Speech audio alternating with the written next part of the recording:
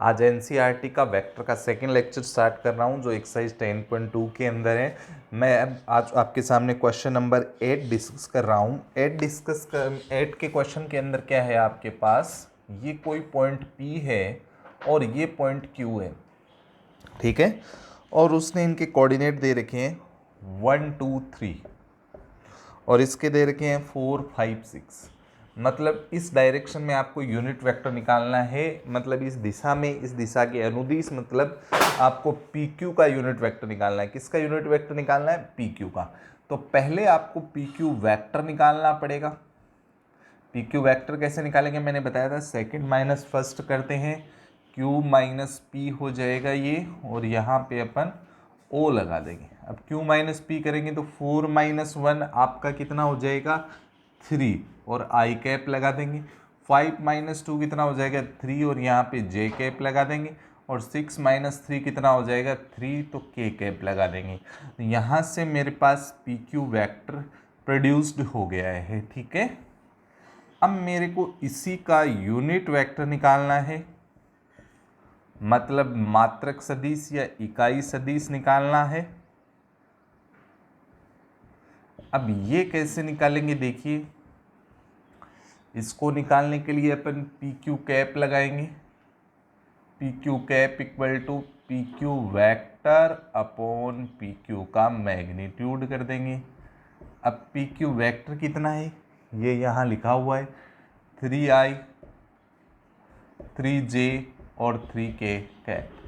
अब इसका मैग्नीट्यूड कैसे निकालेंगे? रूट लगाएंगे। 3 का स्क्वायर 9, इस 3 का भी 9 और इसका भी कितना हो गया? 9। अब यहाँ से 3 कॉमन आ जाएगा, i प्लस जे प्लस के, और 9 कितने टाइम हो गया? 3 टाइम हो गया, ठीक है। अब 9 रूट से बाहर आ जाएगा तो i प्लस जे प्लस के, और ये 3 और बाई 3 रूट 3, तो ये आंसर आ गया। चाहें तो आप इसको सेपरेट डिवाइड कर सकते हैं, 1/√3i, √3 का सब में डिवाइड लग जाएगा, 1/√3j और 1/√3k। इस तरीके से आप ये पूरा क्वेश्चन का सॉल्यूशन बना सकते हैं।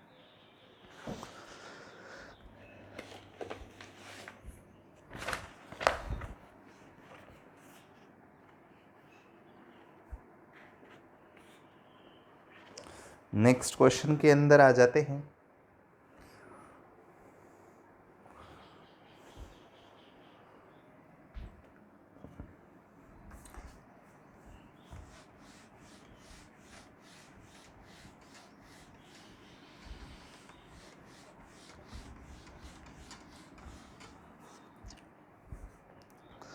नेक्स्ट क्वेश्चन आपका है 9th क्वेश्चन।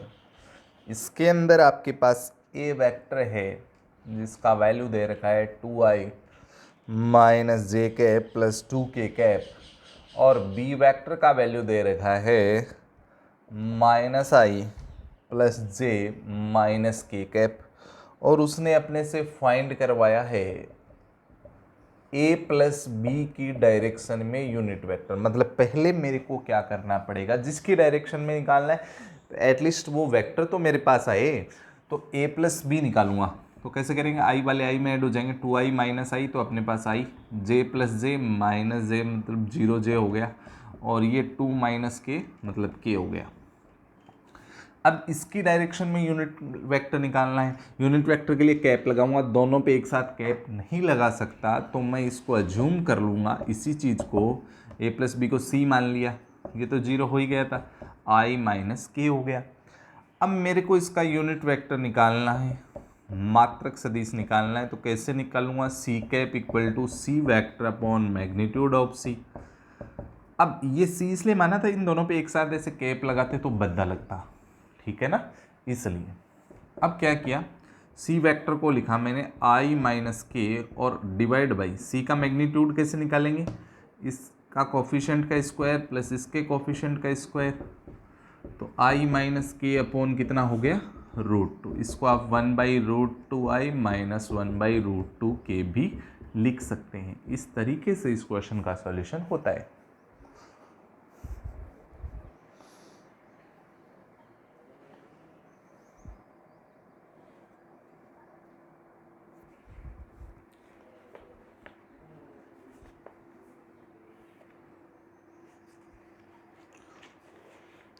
क्वेश्चन नंबर 10 में आ जाते हैं।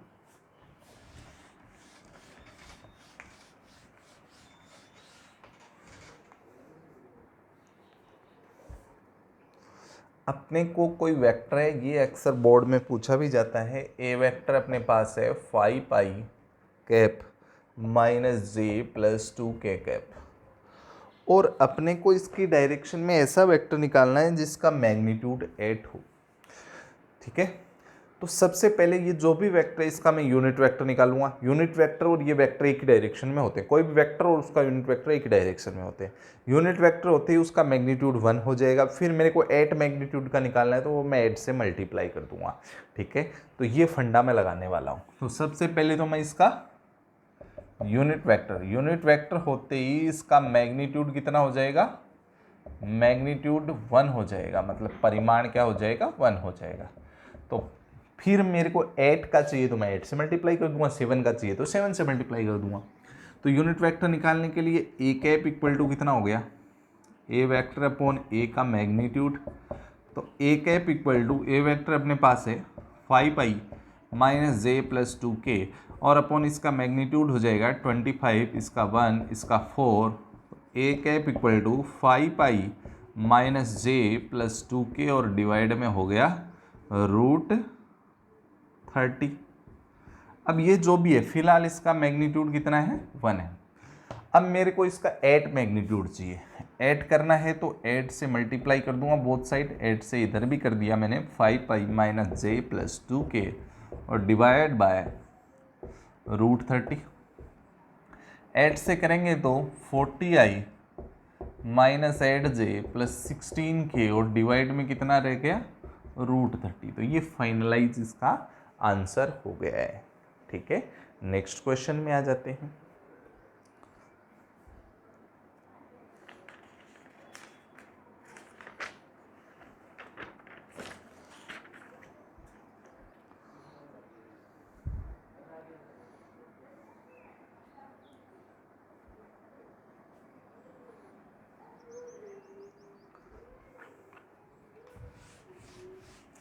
देखो, उसके बाद में कोलिनियर का कंडीशन होता है। 11 के क्वेश्चन में आएगा ये कोलिनियर मतलब संरेख। इसकी कंडीशन होती है जैसे कोई दो वेक्टर हैं a1i plus b1j plus c1k, ऐसे ही दूसरा वेक्टर है a2i plus b2j plus c2k। अगर वो कोलिनियर या संरेख होंगे तो कंडीशन होगी a1 upon a2 equal to b1 upon b2 और इक्वल टू आपका क्या आ जाएगा, c1 अपॉन c2। ऐसा आ जाए तो वो कोलिनियर होंगे। तो मैं 11th का क्वेश्चन आपके सामने रखता हूँ। 11 का क्वेश्चन है, आपके पास वेक्टर हैं 2i minus 3j plus 4k और दूसरा वेक्टर है minus 4i plus 6j minus 8k। अगर ये कोलिनियर होंगे तो रेशियो सेम आएगा। तो ये होगा 2 अपॉन माइनस 4, ये होगा माइनस 3 अपॉन 6 और ये होगा 4 अपॉन माइनस 2। ठीक है, तो ये -1/2, ये भी -1/2 और ये भी -1/2, तीनों सेम आ गए तो कोलिनियर हो गए, संरेख हो गए। ठीक है, नेक्स्ट क्वेश्चन में आ जाते हैं। Question number 12।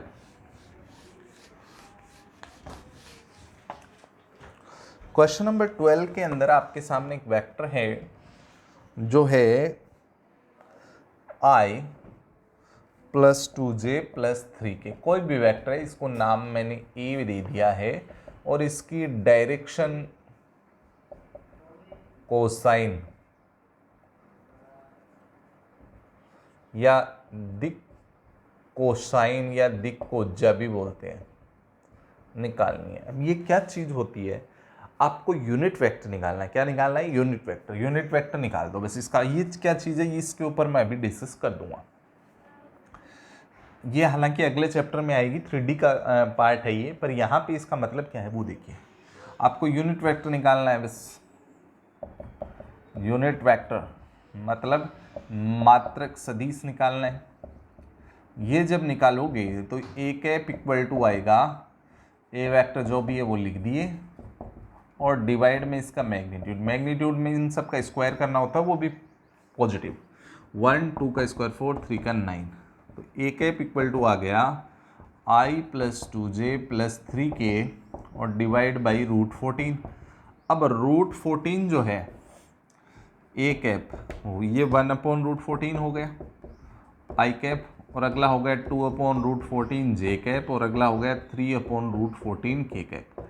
अब अगर आपने कोमा लगा दी इसके अंदर, ये निकलने के बाद में, ऐसे सेपरेट डिवाइड करने के बाद में यूनिट वेक्टर में अगर आपने कोमा लगा दी, ऐसे आई जे के हटा के कोमा लगा दी, तो ये जो आपकी बोली जाएगी वो डायरेक्शन कोसाइन बोली जाएगी, दिक्कोज्या बोली जाएगी। दिक्कोज्या क्या होता है? उस लाइन का एक्स एक्सिस के साथ एंगल, वाई एक्सिस के साथ एंगल और जेड एक्सिस के साथ एंगल, उनका अगर कोस लेंगे तो उनको डायरेक्शन कोसाइन बोला जाता है। ये अगले चैप्टर में अपन पूरा डिस्कस करेंगे। तो डायरेक्शन कोसाइन के लिए आपको यूनिट वेक्टर निकालना है, फिर आपको सेपरेट डिवाइड करके फिर कोमा लगा के लिखना है। वही आपकी क्या है कहलाती है? डायरेक्शन कोसाइन, दिक कोसाइन कहलाती है, दिक्कोज्या कहलाती है। ठीक है, ये हो गया है आपका।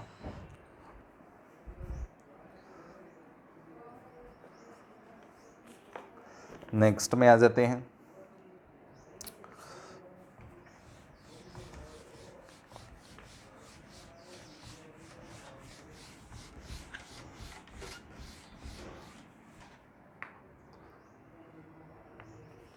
क्वेश्चन नंबर 13 आपका है, ये ए पॉइंट है और यहाँ पे बी पॉइंट है।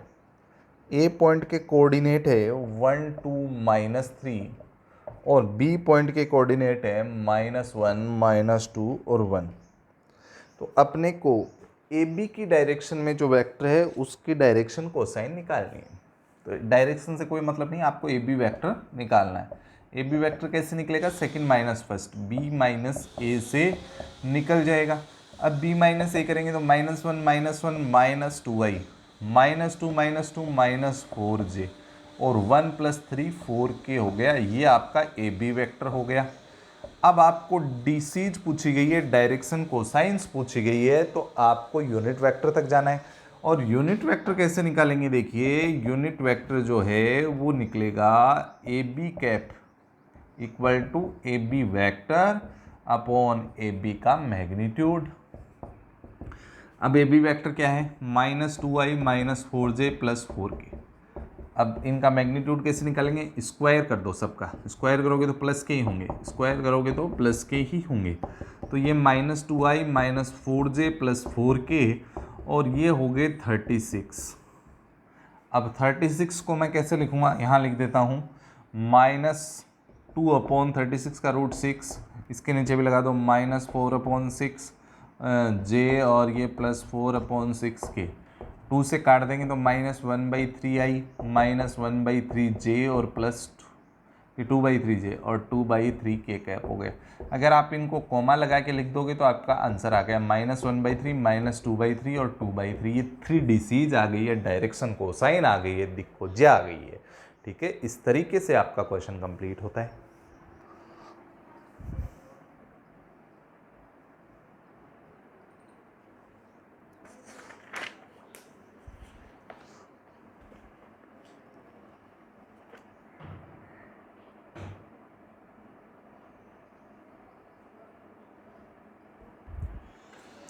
अगले क्वेश्चन में आते हैं।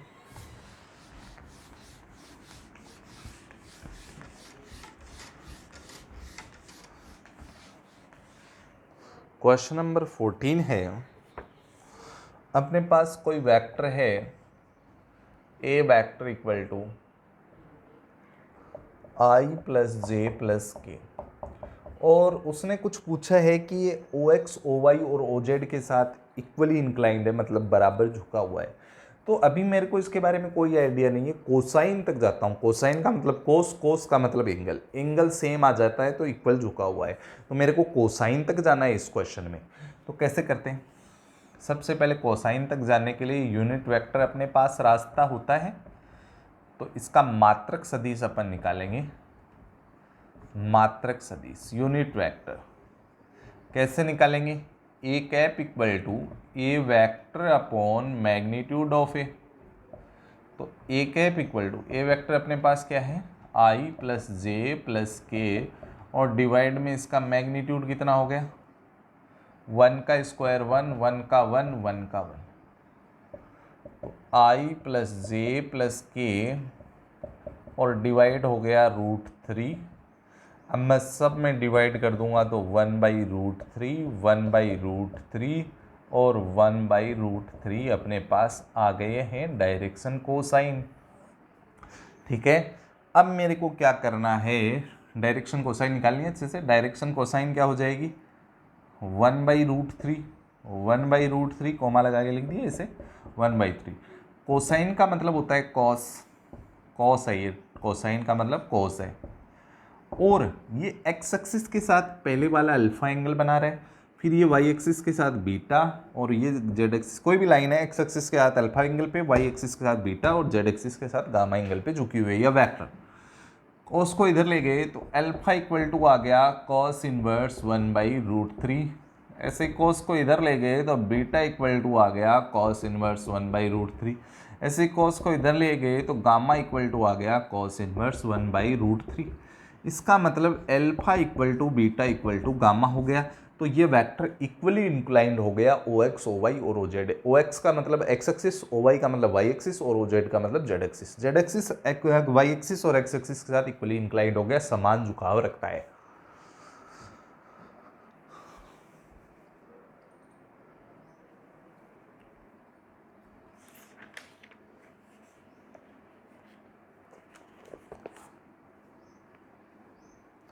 क्वेश्चन नंबर 15 में आ जाते हैं।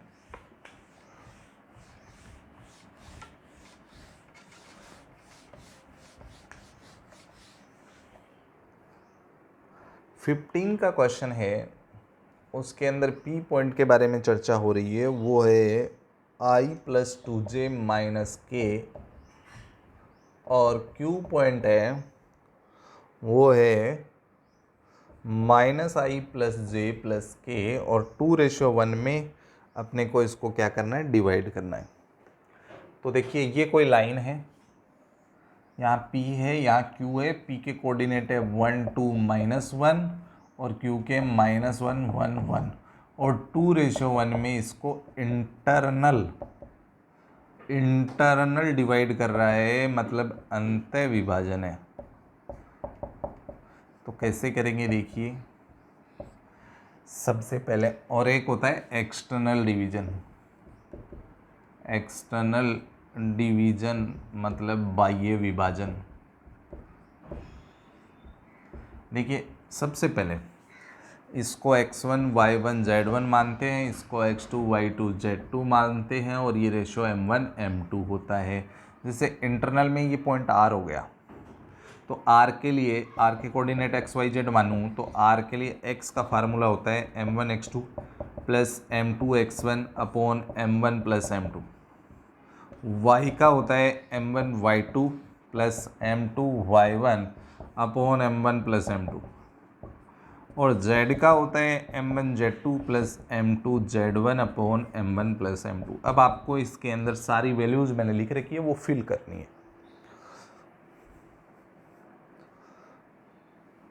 अब वैल्यू फिल करेंगे तो देखिए 2 इंटू -2 हो जाएगा ये, और ये 1 और बाई 3 m1 प्लस m2 है ना, ये 2 और ये 2 4/3। इसको मैं -1/3 लिख देता हूँ, ये 4/3 हो गया, और ये आपका 2 और ये 1 1/3 हो गया। अब इस वेक्टर को कैसे लिखा जाता है, जैसे ये r माना था तो इसको मैं OR वेक्टर लिखूंगा। और वेक्टर, पोजीशन वेक्टर क्या होते हैं, वेक्टर का पोजीशन वेक्टर का मतलब उसके ओ लगा के लिखा जाता है। इसको लिख दीजिए, कैसे लिखेंगे, -1/3i प्लस 4/3j और प्लस 1/3k, ये अपना आंसर आ गया। अगर एक्सटर्नल डिवीजन होता तो ये s होता, और इसके कोऑर्डिनेट x y z कैसे निकलते, x y और z। x का फॉर्मूला होता m1 x2, और बीच में प्लस हो रहा था ना, इसमें सब जगह माइनस होगा, सब जगह m1 माइनस m2, इसमें m1 y2 minus m2 y1 upon m1 minus m2, और इसका z का होगा m1 z2 minus m2 z1 upon m1 minus m2। ये फॉर्मूला लगा के आप OS का यूनिट वेक्टर भी निकाल सकते हैं। ठीक है, अब आगे आता हूँ।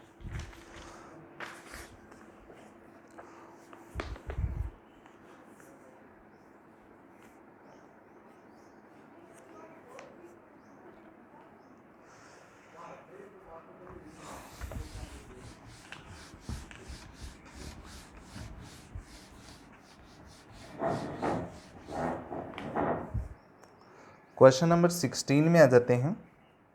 उसने 16 में अपने को P और Q पॉइंट दिए हैं। P के कोऑर्डिनेट है 2 3 4 और ये है 4 1 -2। उसने बोला है मिड पॉइंट। मिड पॉइंट का मतलब होता है मध्य बिंदु, और इसके कोऑर्डिनेट हमेशा होते हैं x1 plus x2/2, y1 plus y2/2, z1 plus z2/2।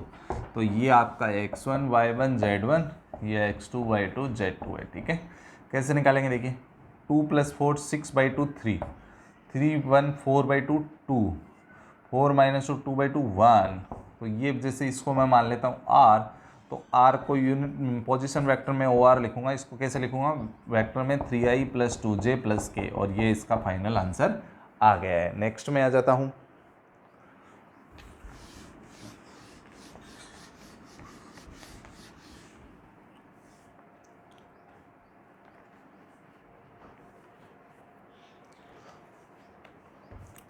Seventeen का क्वेश्चन है। 17 के अंदर कोई अपने पास ट्राइंगल है जिसके उसने पोजीशन वेक्टर लिखे हैं, उनको मैं ऐसे लिख देता हूँ। 3i को 3, 4j को 4 माइनस में है तो, और -4k को -4 है ना, ijk में लिख रहा हूँ A B C। B के कोऑर्डिनेट है 2 -1 1, और C के कोऑर्डिनेट है 1 -3 -5। ठीक है, ये तो देखिए अब मेरे को क्या करना है इस क्वेश्चन में। उसने क्या करने के लिए बोला है वो मैं आपको बता देता हूँ।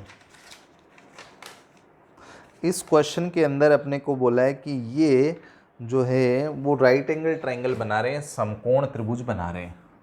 तो राइट एंगल ट्रायंगल के लिए पाइथागोरस थ्योरम होती है h² = p² + b²। ये मेरे को काम करना है। वेक्टर अलजेब्रा से करूँगा। पहले मैं तीनों साइड वेक्टर निकाल लेता हूँ। AB वेक्टर, BC वेक्टर, और एक क्या हो गया AC या CA वेक्टर। ठीक है, ये कैसे निकालेंगे, BC B - A से निकालेंगे, B - A से, ये C - B से, और ये C - A से, और O लगा देना आप, है ना। तो B - A से निकालते हैं। तो 2 - 3 -i, फिर -1 + 4 तो +3j, फिर 1 + 4 5k, और इसका यूनिट वेक्टर भी, इसका मैग्नीट्यूड भी निकाल लेता हूँ मैं। AB का मैग्नीट्यूड कितना होगा, √1 का स्क्वायर 1, 3 का 9, और 4 का 5 का 25 हो गया। ठीक है, तो ये √35 अपने पास आ गया।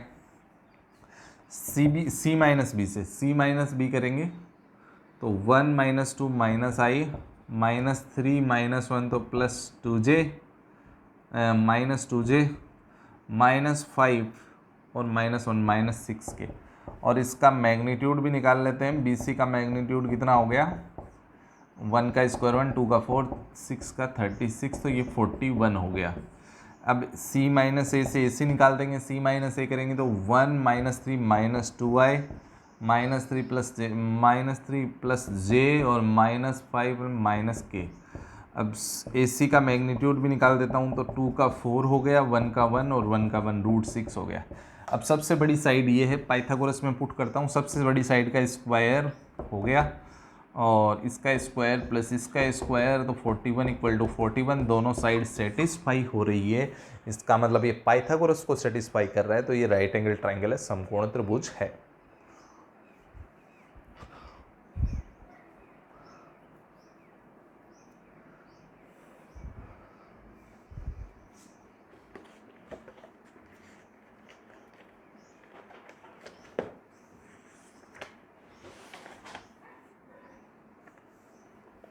ठीक है, उसके बाद में 2 क्वेश्चन ऑप्शन पे बेस है, वो आप कर सकते हैं।